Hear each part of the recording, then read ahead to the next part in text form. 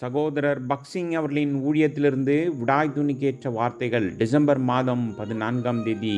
அந்நிய நுகத்திலே அவிசுவாசிகளுடன் பிணைக்கப்படாதிருப்பீர்களாக. 2 கொரிந்தியர் புஸ்தகம் 6வது அதிகாரம் 14வது வசனம்.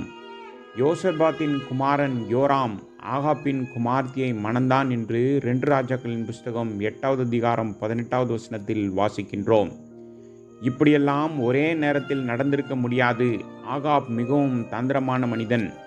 அவன் திடீரென்று இந்த சம்பந்தத்தை முன்மொழிந்தால் யோசபாத் உடனடியாக இந்த திட்டத்தை நிராகரிப்பான் என்பதை அறிந்திருந்தான். யோசபாத் தேவனுக்கு பயந்த மனிதன் அல்லவா? எனவே ஒரு புத்திசாலித்தனமான வழியில் அவன் முதலில் யோசபாத்துடன் ஒரு ராஜா இன்னொரு ராஜாவோடு நட்பு கொள்வது போல நட்போடு இணைந்தான். நட்பை ஏற்படுத்திய பிறகு மெதுவாக திருமண திட்டத்தை கொண்டு வந்தான். ஒருவேளை யோசபாத் தன் மருமகளை மதம் மாற்றம் செய்ய முடியும் என்று கூட அவன் யோசனை செய்திருக்கலாம். எப்படியோ யோசபாத்தை சம்மதிக்க வற்புறுத்தினான். அவனுடைய குமாரன் ஆகாப்பின் குமார்த்தியை மணந்தான். இந்த திருமணத்தை தொடர்ந்து வந்ததுதான் ஒரு சோகமான வீழ்ச்சி. தேவன் மீதும் அவருடைய வார்த்தையின் மீதும் யோசபாத் காட்டிய அன்பு மற்றும் வைராக்கியத்திற்கு பிறகு இந்த திருமணம் அவனுக்கு ஒரு வீழ்ச்சியை கொண்டு வந்தது. பிறகு ஆகாப் யோசபாத்தை ராமோத் கிலியாத்துக்கு எதிராக போரிட தன்னோடு வரும்படி வற்புறுத்தினான். எதிரி எவ்வளவு தந்திரமாக வேலை செய்தான் என்பதை கவனியுங்கள். சமாரியாவிலுள்ள என் அரண்மனைக்கு வா என்று ஆகாப் அவனிடம் சொல்லவில்லை.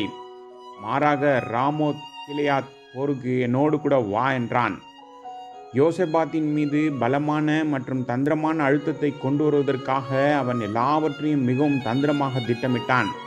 இந்த நேரத்தில் யோசபாத் ஆகாப்பின் வலையில் மிகவும் இறுக்கமாக சிக்கினான்.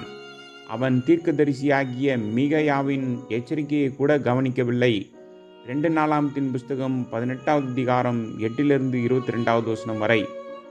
உபாகமத்தின் புஸ்தகம் 7வது அதிகாரம் 3வது வசனம் மற்றும் யோசுவாவின் புஸ்தகம் 23வது அதிகாரம் 12வது வசனத்தில் புறஜாதிகளுடனான திருமணங்களுக்கு எதிராக தேவன் கடுமையான எச்சரிக்கையை கொடுத்திருந்தார். ஆகாப் ஒரு புறஜாதி பெண்ணான எசபேலை மணந்தான். அவள் விக்கிரகாராதனை பழக்கத்திற்கு பெயர் பெற்றவள். இப்பொழுது அவளது குடும்பம் ஒரு புறஜாதி குடும்பத்தை விட அதிகமாகவே காணப்பட்டது. இருந்தபோதிலும் யோசபாத் ஆகாப்பின் குமாரத்தி அத்தல்யாவை தன் குமாரன் யோராமுக்கு மனைவியாக்கினான். இவ்வாறு யோசபாத் ஆகாப்பின் வலையில் விழுந்தான். மீகா தீர்க்கதரிசி பலமுறை மற்றும் உறுதியான எச்சரிக்கைகளை அவனுக்கு கொடுத்த போதிலும் ஒரு அடிமையைப் போல அவன் ஆகாப்புடன் போருக்கு சென்றான். அவன் ஒரு நல்ல ராஜாவாகவும் வைராக்கியமுள்ளவனாகவும் இருந்தான். ஆனால் ஆகாப்பின் செல்வாக்கின் கீழ் அவன் அடிபணிந்தான் என்று வருத்தத்தோடு தான் நாம் சொல்ல வேண்டும். இப்படியாக திருமண கூட்டணியின் மூலம், விருந்துகள் மற்றும் நட்புகளின் மூலமாக சத்ரு அவனை மிகவும் பலவீனப்படுத்தினான்.